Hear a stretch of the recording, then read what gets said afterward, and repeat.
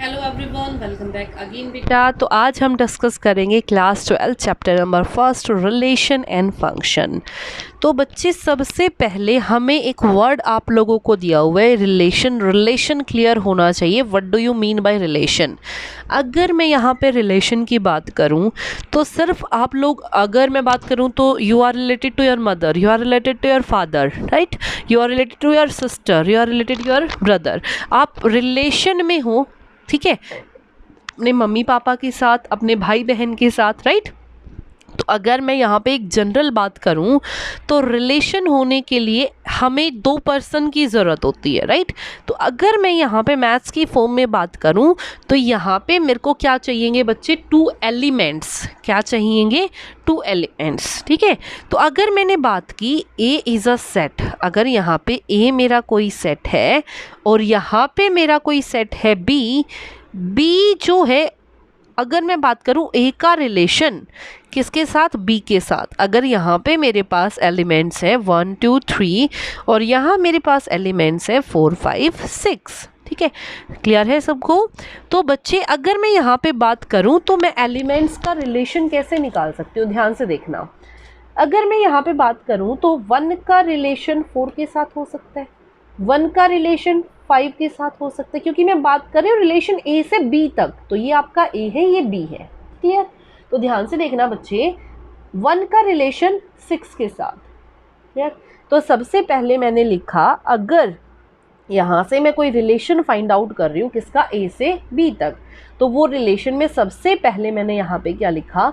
1 का रिलेशन 4 के साथ, फिर 1 का रिलेशन 5 के साथ, 1 का रिलेशन 6 के साथ। इन सेम वे क्या मैं यहाँ पे ये चीज़ नहीं लिख सकती 2 का रिलेशन 4 के साथ, 2 का रिलेशन 5 के साथ, 2 का रिलेशन 6 के साथ? ये भी तो पॉसिबल है।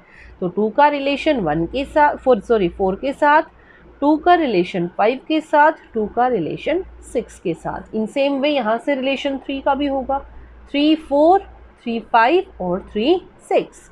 तो 3 का रिलेशन 4 के साथ, 3 का रिलेशन 5 के साथ और 3 का रिलेशन 6 के साथ, ठीक है। तो ये तो वही आ गया जो आपने 11th में पढ़ा था, दैट ए का कार्टेशियन प्रोडक्ट किसके साथ? बी के साथ, ठीक है। आप ये लिखते हो, ए का कार्टेशियन प्रोडक्ट किसके साथ? बी के साथ। और ए का कार्टेशियन प्रोडक्ट बी के साथ, इसका मतलब क्या है बच्चे? Set of all possible relations,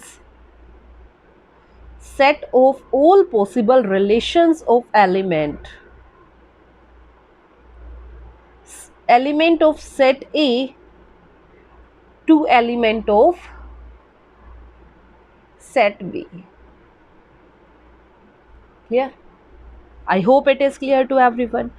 अब अगर मैं यहाँ से बात करूँ, सेम आपके पास यही सेट्स हैं, आपके पास सेट A और ये आपका सेट क्या है? बी, ठीक है। सेट ए में आपके एलिमेंट है 1 2 3, सेट बी में आपके एलिमेंट्स है 4 5 6, ठीक है। अब ध्यान से देखो बच्चे, यहाँ पे मैं बात कर रही हूँ आर इज़ अ रिलेशन, और यू कैन से R1, क्योंकि मैं इसमें बहुत सारे रिलेशंस की बात करने वाली हूँ। तो सबसे पहले मैंने इसको नाम दिया R1। Suppose R1 is a relation, ठीक है। यहाँ पे मैंने R1 एक रिलेशन शो किया, कहाँ से कहाँ तक? A से B तक। और R1 मेरे पास कैसा रिलेशन है बच्चे? ये जो Y है आपका, Y कहाँ से कहाँ तक है? Y is equals to x+3 for all x belongs to A and Y belongs to B, ठीक है। ये आपका ऑर्डर्ड पेयर है, वेयर x कहाँ से लाई कर रहा है? A सेट से, और B कहाँ से लाई कर रहा है? B सेट से। और उसने कंडीशन दी है दैट y हमारा किसके इक्वल है बच्चे? x+3 के इक्वल, ठीक है। तो यहाँ से अगर मैं बात करूँ तो मेरे पास क्या एलिमेंट्स आए? आप देखो ध्यान से। तो रिलेशन के अंदर मेरे पास क्या आया? उसने बोला that y is equals to x+3। y किसके इक्वल है? x+3 के। अगर मैं फर्स्ट एलिमेंट x ले रही हूँ, x यानी कि 1, x यानी कि 1, अगर मैंने यहाँ से 1 लिया तो y मेरे पास क्या है? 1 + 3 यानी कि 4, क्लियर? अगर मैंने x को 2 लिया तो y कितना है? 2 + 3 यानी कि 5, क्लियर? अगर मैंने x को 3 लिया तो y कितना है? 3 + 3 यानी कि 6। क्या इसके अलावा यहाँ पे और कोई एलिमेंट हो सकता है? बिल्कुल भी नहीं। तो यहाँ से मैंने एक चीज़ नोट की, अभी आपने यहाँ से देखा, जब मैंने सारे रिलेशन, इस रिलेशन की बात की तो मेरे पास ये एलिमेंट्स आए, राइट, एक कार्टेशियन की, और यहाँ से मेरे पास क्या आया, 1 4 2 5 3 4 3 6। क्या ये सारे के सारे एलिमेंट्स यहाँ नहीं थे? क्या ये सारे के सारे ऑर्डर्ड पेयर यहाँ नहीं थे? बिल्कुल थे।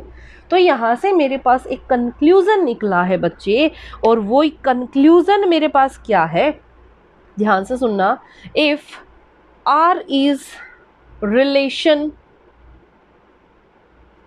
from set A to set B, then R will be a subset of A cross B or equal to A cross B or equal to A cross B। और यू कैन से दैट, अगर मैं maths की language में बात करूं तो आप क्या लिखोगे, रिलेशन जो है ये क्या होगा, सबसेट होगा या उसके इक्वल होगा, किसके, ए क्रॉस बी के। क्लियर। नेक्स्ट हम देखते हैं, नेक्स्ट हमने क्या पढ़ना है, आप ध्यान से देखो। नेक्स्ट हमने पढ़ना है बेटा total number of possible relation. ठीक है, नेक्स्ट हम क्या पढ़ रहे हैं, total number of possible relation from set A to set B। ठीक है, तो अगर मैं बात करूं n ऑफ A किसको रिप्रेजेंट कर रहा है, number of elements of set A, right. अगर मैं ये लिख रही हूँ n ऑफ B तो ये किसको रिप्रेजेंट कर रहा है, number of elements of set P। तो अगर मेरे को total number of elements show करने हैं तो मैं कैसे शो करूंगी, कितने मेरे पास सेट है बच्चे, 2, तो 2 raise to the power number of elements in set A into number of elements in set B। अगर मैं इन्हीं दो सेट्स की बात कर रही हूँ तो number of elements in set A कितने, 1 2 3, तो क्या आ गया, 2 raise to the power 3 into number of elements in set B 3, तो कितना आ गया, 2 रेज़ टू द पावर 9। कितना आ गया यहाँ से, 2 raise to the power 9। Clear. एक रिलेशन में आपको ऑलरेडी डिफाइन कर चुकी हूँ, अब मैं दूसरे रिलेशन पे बात कर रही हूँ। मैंने टोटल कितने बोले, कितने रिलेशंस होंगे, कितने सारे मेरे पास यहाँ पे रिलेशन होंगे, 2 रेज़ टू द पावर 9। ठीक है, अभी मैंने आपसे सिर्फ एक रिलेशन के बारे में बात की है, अब हम दूसरे रिलेशन के बारे में बात करेंगे। सपोज R2 मेरे पास कोई रिलेशन है किस सेट पे, B पे, और किस तरीके से है, ध्यान से सुनना। R2 मेरे पास कैसे, एक ऑर्डर्ड पेयर हमारे पास x और y, जहाँ पे y जो है वो किससे बड़ा है, x से। For all x belongs to A and y belongs to P। अब ध्यान से सुनना, उसने क्या बोला है, उसने बोला कि ये आपका ऑर्डर्ड पेयर है, x किससे बिलोंग कर रहा है, A से, y किससे बिलोंग कर रहा है, B से, और उसने बोला y is greater than x। तो ध्यान से देखना, हर y x से क्या है, बड़ा। ठीक है, अगर मैं इसी सेट की बात कर रही हूँ, मैं दोबारा से यहाँ पे फिगर बना लेती हूँ, ये आपका A, ये 1, ये 2, ये 3, ये आपका B, ये 4, ये 5, ये 6। ठीक है, अगर मैं ध्यान से देखूँ, अगर मैंने 1 लिया, R2 रिलेशन की बात हो रही है, ध्यान से सुना। अब अगर मैं बात करूँ, फर्स्ट आपका x किससे बिलोंग कर रहा है, A से, यानी कि 1। ठीक है, y जो है इससे बड़ा है, तो यानी कि 4 बड़ा है। ठीक है, फिर 1 लिया, 1 से तो 5 भी बड़ा है, फिर 1 लिया, 1 किससे बड़ा है, 6 किससे बड़ा है, 1 से, y ही तो बड़ा चाहिए। इन सेम वे यहाँ से क्या बना, 2 4 2 5 2 6, ये क्या बना, 3 1 3 4 3 5 और 3 6। ठीक है, ये आपका रिलेशन बन गया। तो आप ध्यान से देखना, जो आपका R2 रिलेशन आया, क्या वो A क्रॉस B के इक्वल नहीं है, क्या इसके कार्टेशियन प्रोडक्ट के इक्वल नहीं है। ठीक है, तो इसका मतलब यहाँ से फिर मेरी बात वही ट्रू हो गई, दैट R कोई भी रिलेशन है वो या तो सबसेट होगा या इक्वल होगा किसके, A क्रॉस B के।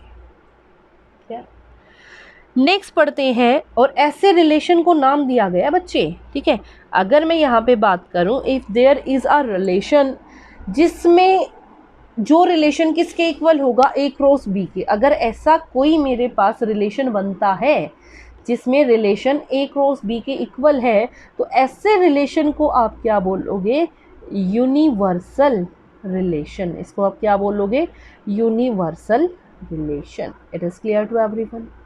इस रिलेशन को क्या नाम दिया गया है, यूनिवर्सल रिलेशन। अब मैं बात कर रही हूँ R3 मेरे पास कोई रिलेशन है, और वो रिलेशन किस तरीके से है बच्चे, ये आपका ऑर्डर पेयर। अब मैं कंडीशन को चेंज कर रही हूँ, x जो है वो किससे बड़ा है, y से। For all x belongs to a and y belongs to b। Clear. अब ध्यान से सुनना, x आपके सामने फिगर है, x जो है वो बड़ा होना चाहिए y से। क्या ऐसा कोई भी एलिमेंट या ऑर्डर्ड पेयर बन सकता है जिसमें x जो है y से बड़ा है, नॉट पॉसिबल। तो इसको आप क्या नाम दोगे, फाई। ठीक है, और फाई कैसा रिलेशन है, एमपीटी रिलेशन। इसको क्या बोलोगे, empty relation. It is clear to everyone. इसको आपने क्या नाम दिया, एमपीटी रिलेशन। तो एक बार रिवाइज करते हैं, अभी तक हमने क्या पढ़ा। सबसे पहले हमने किसके बारे में बात की, relation. As we know relation के लिए हमें क्या चाहिए बच्चे, 2 एलिमेंट्स चाहिए। ठीक है, अब एक कार्टेशियन भी क्या होता है, कार्टेशियन प्रोडक्ट की अगर मैं बात करूं तो क्या होता है, set of all possible relation of element of set A to element set B. ठीक है, उसके बाद हमने एक रिलेशन पढ़ा, वहां से मैंने क्या कंक्लूजन निकाला, कोई भी रिलेशन होगा या तो वो सबसेट होगा या इक्वल होगा किसके, Cartesian product of A cross B. Clear. अब यहाँ पे total number of possible relations की अगर मैं बात करूं तो वो किसके इक्वल होगा बच्चे, 2 raise to the power number of elements of A into number of elements in set B. अगर कोई ऐसा रिलेशन मेरे पास आता है जो कि उसी की कार्टेशियन प्रोडक्ट के इक्वल आता है, तो उसको आप क्या बोलोगे, यूनिवर्सल रिलेशन। और कोई ऐसा रिलेशन मेरे पास आता है जिसमें कोई भी एलिमेंट नहीं है, तो उसको आप क्या बोलोगे, एम्प्टी रिलेशन। अभी हमने क्या पढ़ा बच्चे, 2 सेट्स हैं ए एंड बी, उनके रिलेशन के बारे में पढ़ा। लेकिन अगर मैं बात करूं तो रिलेशन तो यहाँ भी बन सकता है। ठीक है, अगर मैं बात करूं यहाँ से, मेरे पास कोई सेट ए है और उसमें एलिमेंट है 1 2 3, तो सेट ए का सेट ए के एलिमेंट्स के साथ रिलेशन। ठीक है, इसको आप क्या बोलोगे, इसको लिखते कैसे हैं, इसको लिखेंगे रिलेशन इन सेट ए। इसको क्या लिखोगे, रिलेशन इन सेट ए। ठीक है, इसका मतलब क्या है, इसका मतलब हमारे पास है बच्चे ए एलिमेंट, ए सेट के रिलेशंस का element, A set relations of set ए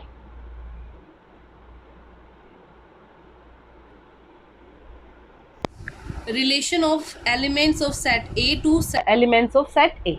ठीक है, क्या होगा, relation of elements of set A two elements of set ए। अब अगर मैं बात करूं यहाँ पे टोटल नंबर ऑफ रिलेशंस की, तो वो तो सेम फॉर्मूला है, क्या है बच्चे, 2 raise to the power number of elements in set A into elements of number in set A. तो elements of set A is given by 3, so 3 into 3 again it is 2 raised to the power 9। Clear.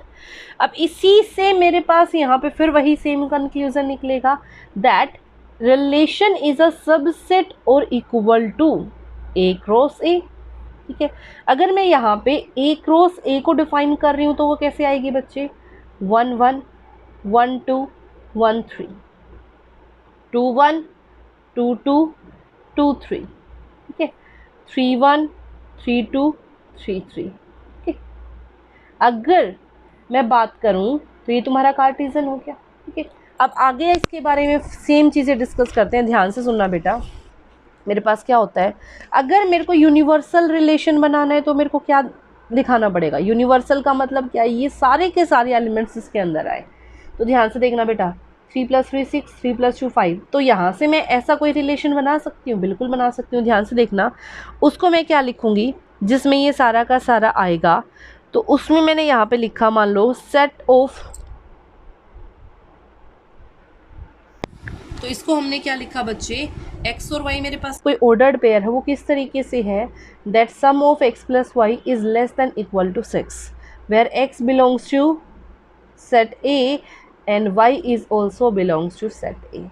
ठीक है, तो ये किसको define कर रहे हैं, universal relation को, क्योंकि x और y दोनों का सम देखो ध्यान से, 1 + 1 2 ये वाला रिलेशन हो जाएगा, 2 + 1 3, 3 + 1 4, 2 + 1 3, 2 + 2 4, 2 + 3, 3 + 1 सारे के सारे रिलेशन हो गए। ठीक है, आप देखो अगर मैं यहाँ पे एम्पिटी रिलेशन की बात करूँ तो क्या यहाँ पे कोई एम्पिटी रिलेशन आ सकता है, बिल्कुल आ सकता है। आर कैसा रिलेशन है जहाँ पे ऑर्डर्ड पेयर क्या है, एक्स एंड वाई, और जो एक्स और वाई की एडिशन है वो क्या है बेटा, ग्रेटर देन 6, वो क्या है, ग्रेटर देन, इक्वल टू लगाओगे तो यहाँ पे 6 का एक पेयर बन जाएगा, तो इक्वल टू नहीं लगेगा, greater than 6 where x belongs to a and y belongs to a। I hope it is clear to everyone. एक और चीज़ आपने यहाँ से नोट करनी है, और वो चीज़ आपके पास क्या है, ध्यान से देखना, जो आपका यूनिवर्सल और एम्पिटी रिलेशन होता है उसको हम क्या भी बोलते हैं, ट्रिवियल रिलेशन, उसको हम क्या भी बोलते हैं, trivial relation. I hope it is clear to you. तो ये थे आपके कुछ basic of relation and functions. Next video में हम पढ़ेंगे आपका रिफ्लेक्स सिमेट्रिक, ठीक है, और आगे वाले पार्ट्स को हम पढ़ेंगे। Till then take care, stay safe and do like, subscribe, share. Thank you so much.